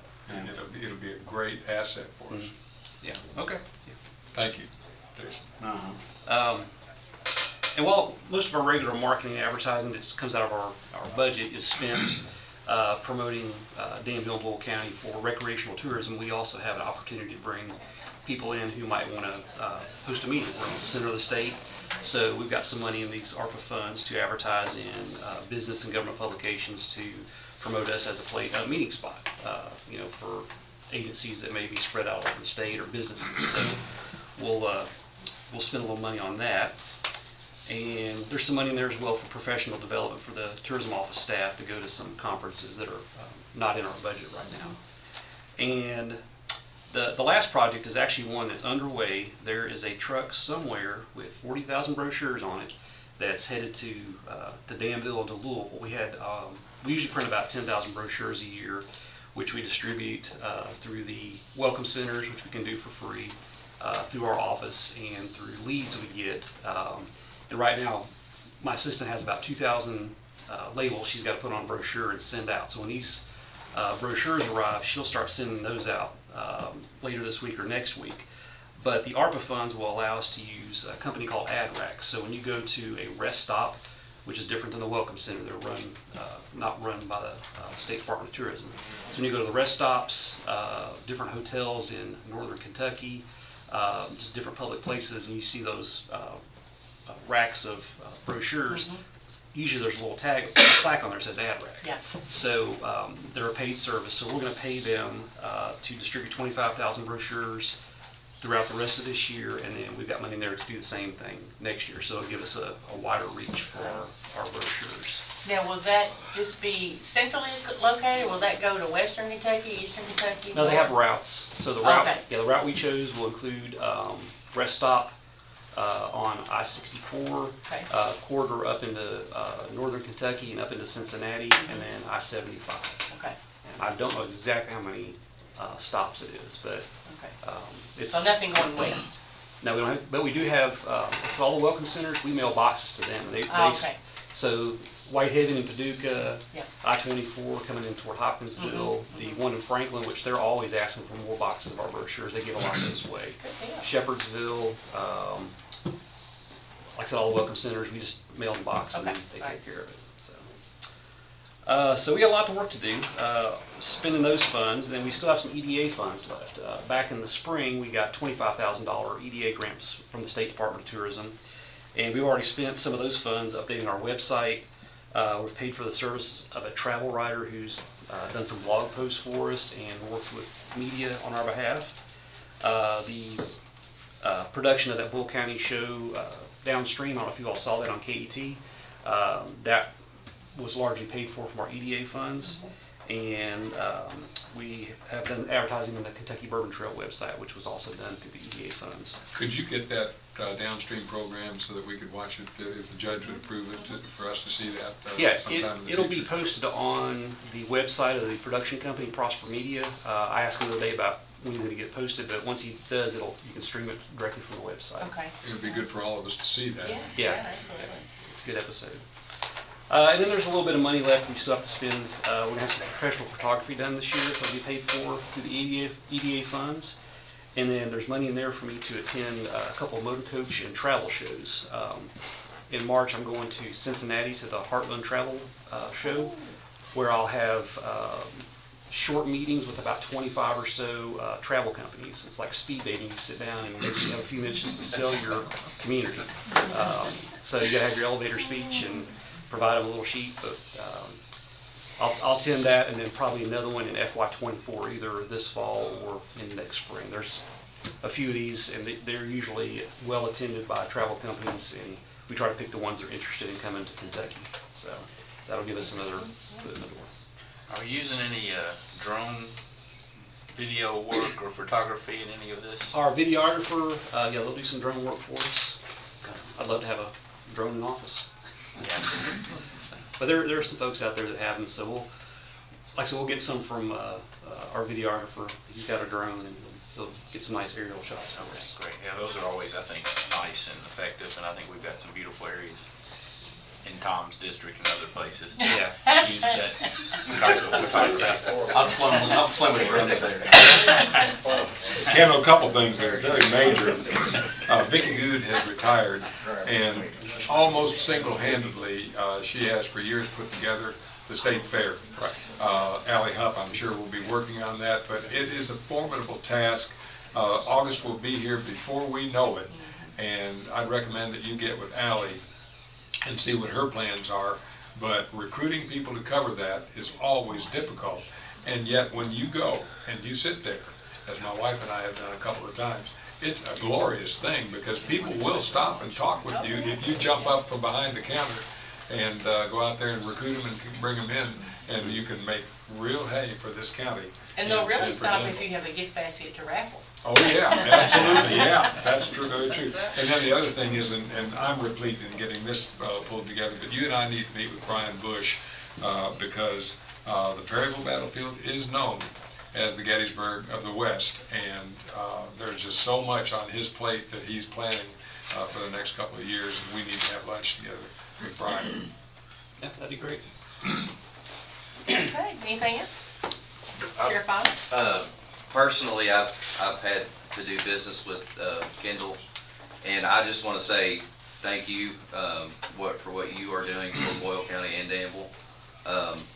Your job's hard, but you're bringing people into our county and spending money, and you're doing a great job. I just wanted to tell you, I appreciate that. Thank you. Kudos. All right. Okay, next on the agenda is to move our December 2023 fiscal court meetings. We looked on the calendar due to the holiday, how it falls. We will have our regular first meeting on December the 12th, and the second meeting, get the calendar. 21st. Yeah, it's the 21st. Is a Friday. It's a Thursday. It should be a Thursday. Okay. I never use my phone. The 26th to 21st. Okay, yeah. So the first meeting will be the 12th, the second meeting will be the 21st. I make motion to approve that second, third.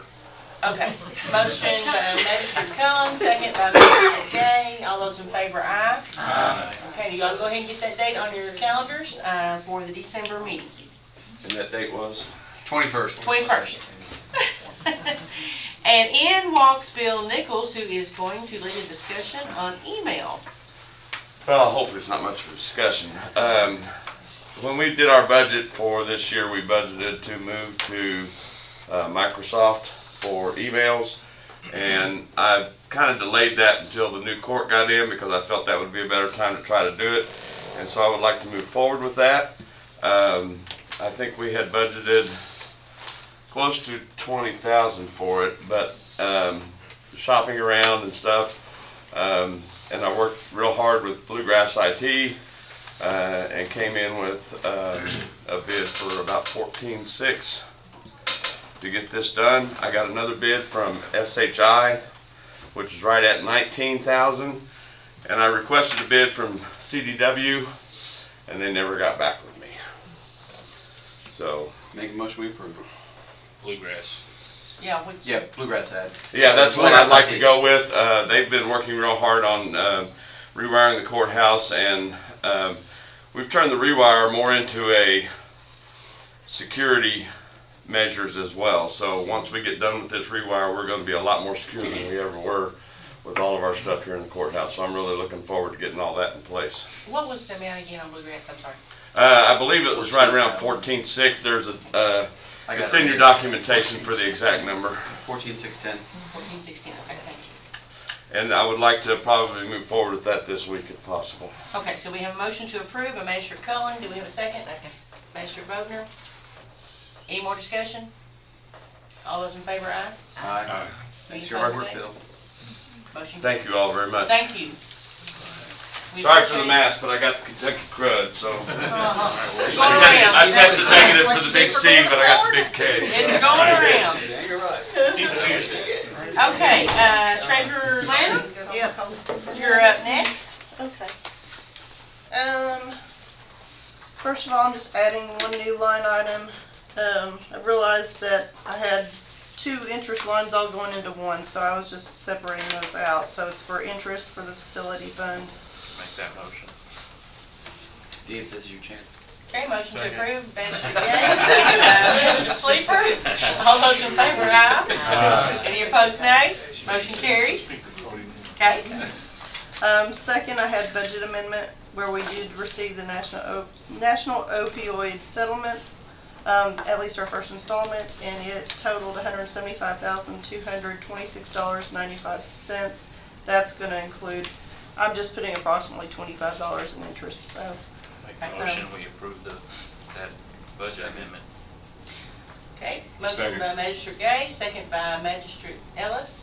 All those in favor, aye? And that, Any opposed, nay? Do we know how many more tranches there will be? Passes.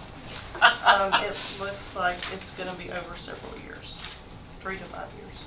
And periodically 6 months, I mean, and 2 or 3 more, or do we have any? No, I mean, it looks, I think this is it for this year, and then we'll not receive the next until next year. Okay, thank you. But that left also that I needed 4 more new line items that attach to the opioid settlement, so I did come up with those. Those are a part of the budget amendment, so. And Darlene and I have went to all the banks, local banks that we have accounts with, and we have got all the name signatures changed over, so all that has been done. The credit card has been changed over, so now it is ready for use. Steve? Yes, we're good to go. And I just want to thank you, Darlene, for the work that you do. It's a hard job, and just appreciate what you do.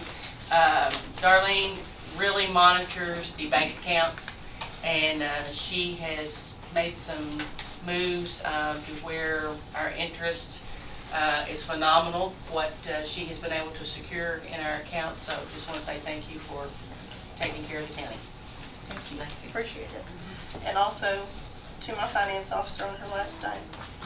I appreciate you and all the work you did and everything that you've done to step up and try and pull things together. We've had a really rough 6 months with the 2 of us, but you know, we've done it, we've gotten through it, and I'm gonna miss you very much. I'm gonna miss you. Darlene's wonderful to work with, so whoever comes in next, know that. Just gonna be working Teamwork closely. makes the dream work. That's right. Okay, you all should have gotten a copy of the committee schedule and the appointments. I sent that out on email. Some of you all may have seen it already, some of you may not. What I failed to put was the times that these committees meet, so you should have a copy of this on your screen or in your packet or whatever. If there's any questions, you can see me after the meeting. Some of these committees had 2 previous magistrates on them, so I tried to pair a experienced magistrate with a new magistrate, so that way the new magistrates could come in and observe and learn from the experienced magistrate. So if you have any question about, you know, why you're not on a certain committee or you've changed committees, that's the reason why, because I wanted to try to get everybody paired together. And then nameplates have been ordered, so hopefully at our next meeting, everybody that doesn't have a nameplate will have one. We also need to set a time and date for a group picture photo for our wall of fame. So, does anybody know how that was done previously? Bill did last year. Bill did, okay. All right. So, would you all like to do that at our next fiscal court meeting? Just come prepared to take a group photo either before the meeting or after the meeting, whichever one. Can everybody be at the next court meeting? I'm tentative, so Okay. I might have a check ride that day. Jackson, we don't want to leave you out of the photo. How about we? Clip art, we'll have to use clip art. Just use one of those blow snowman things from Christmas. It'll be. Well, how about if we just shoot for the first meeting in February? February, I'll be okay. in town. Okay, first meeting in February. Okay, so everybody come prepared to take a group picture. You make up the date on what that Valentine's Day. That's oh, February 14th. There you go. Okay. Everybody wear your pink and red. Yeah. Okay, so that will be done on first meeting in February. I believe that's all I have. So, does anyone have any magistrate reports? Hold on, sorry, I won't be here on that one. If you miss 2 meetings in a row, can we make a motion? That's right, that's in the statutes. Yeah. Yeah. Hold on. All right, I'll be here on the 24th. I'll make 24th or 25th. 28th. Of which month? No, January. Our first meeting. February. Yeah, so I'll be here the 24th. I can make that one happen. January 24th? January 24th. Okay. I'll be in Dallas on the 14th, so that one ain't gonna happen. Okay, so January 24th then, our next meeting date. Sorry. You can still wear red and pink if you want. That's right. Always. Okay, so we're ready for magistrate reports, if anyone has any. Magistrate Ellis. Yes, thank the Lord for ARPA funds.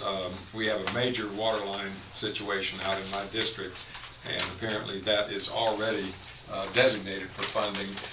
Which comes first, the project or the funds? I mean, how? Okay, and just so everybody knows, we do have our second tranche of ARPA funds in. We have received the money. So as soon as we dig in the ground, the checks can be cut? Good, that's very important, because we do have a serious, Judge, I made you aware of that Yes. memo. I don't know that you've seen it yet. Yes. Um, Water leak on Cash Road. Pardon me? The water leak on Cash Road. Yes, exactly, yeah. The only other thing I have is Shannon has the sticker for the air ambulance. If you have not picked one up and are not aware, that is in effect right now, because my old one from paying for it privately is expired, and so Shannon gave me a couple stickers for our vehicles.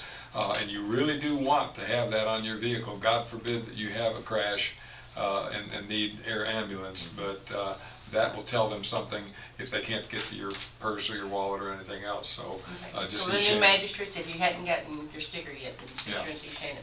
Thank you, Judge, that's it. You're welcome, thank you. Magistrate Bowden, do you have anything? Not that I know of. yet. Okay, all right. Often. Magistrate Harmon? You want to pass it on? Okay. Pass the buck. We've been communicating on how we want to present this now. Magistrate Keller? Yeah, no, my thing is, we've entered the short session for the state legislature with several bills that they've started filing already. So please reach out to your representative. We have Daniel Elliott, and then we have a new representative, Amanda Mace-Bledsoe, who's on our state senator. So reach out to them, read up on the bills, and it's what, 30 days, Tom? Is that what it is? Yeah. 30-day session. So it's a quick session. And there's some couple important things out there. So please reach out to them. That's all I have right now. Okay, thank you. Magistrate Gay? Thank you. Yeah, I just want to invite everyone to join next week in the Martin Luther King Thank you. celebration. I serve on the city's MLK celebration committee, and we work really pretty much year-round to put this event on. And so please join in on the celebration of that day. It starts at 12 noon with a community march from City Hall to the Jenny Rogers Community Center, and there will be bus transportation back if you just want to walk one way. So there will be transportation back. The celebration event at Jenny Rogers will actually start at 12:45 following the march, and if you just want to show up there is parking in the back. We also want people to know that if you need handicap parking, that will be reserved and in the back as well, and there will be people there to greet you and assist you into the facility. There is a lunch a grab-and-go lunch being provided, and there also are T-shirts being provided. And so the program will last from 12:45 to approximately 1:45. It's about an hour less program. We have We have some community choir. We have a Danville Boyle County joint high school choir, which is exciting. And so it's going to be a fun day and a fun event. And then at 7 p.m. there's the MLK convocation at Center College in the Norton Center. So a big day of events.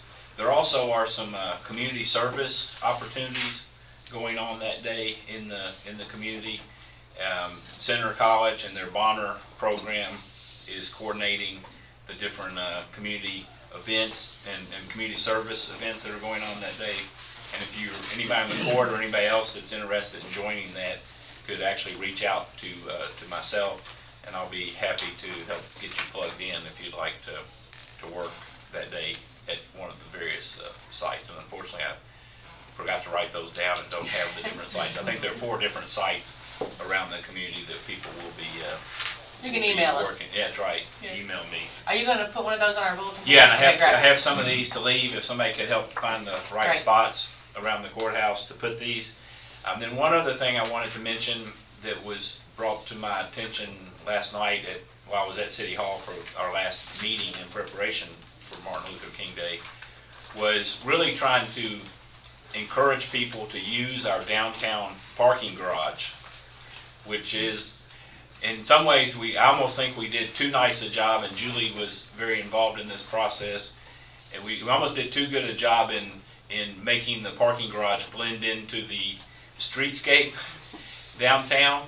And so I don't think a lot of people understand that the parking garage is there. And one of the things the city has done is there are now 2 hours of free parking during the day. So 2 hours of free parking. So if you can no longer say I can't find a place to park. There's 2 hours of free parking. Did I say it was free? Free parking. How long is it free? 2 hours. How much does it cost? During the day. And then after 5 and on weekends, it's always open and free. And the public parking is on the 2nd level, correct? Yeah. And so it's we've been joking that we need to have a lesson for our Boyle County and Danvillians on how to utilize a parking garage. It is available and it is there.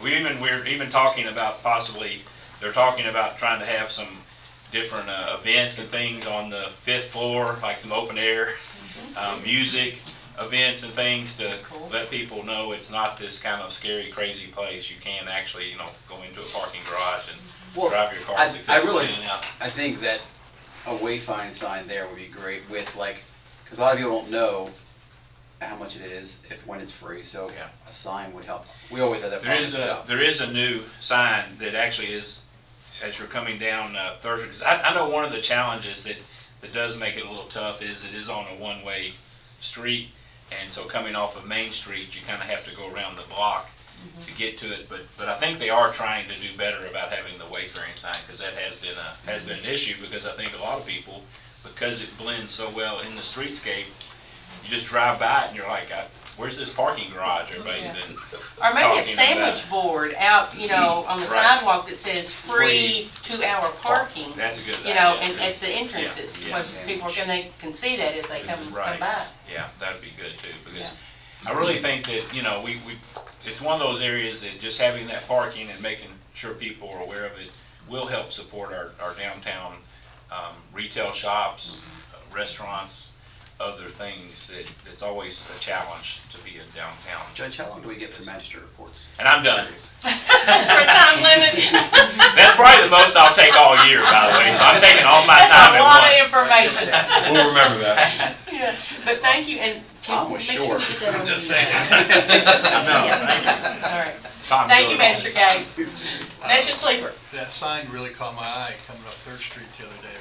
Probably because it said free, that really caught my eye. Anyway, so it's good, Yeah. I don't have anyone to pass it on to, but I don't have anything else. Okay. Judge, I had one Yes. more thing.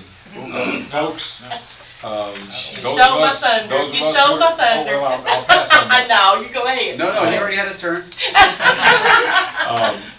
Especially for you folks who are new, but we will all be into this. Counselor, is it June that we have to re-look at the administrative code every year? Yes. Okay. Julie has done an incredible job of putting this together. I grabbed mine this morning, the judge has hers. Yep. But folks, it's midnight reading, but please go through this. It's also in your iPad. It's the administrative code, it's personnel manual, and the ethics code. Yes. All three are critically important to us as magistrates, so thank you, Julie. Yep, thank you very much. Okay, is there anything else that the court would like to discuss, address? To discuss adjourning? A motion to adjourn. Yes. I'll make that Magistrate motion. Ellis? Second. Second by Magistrate Boner. All those in favor, aye? Aye.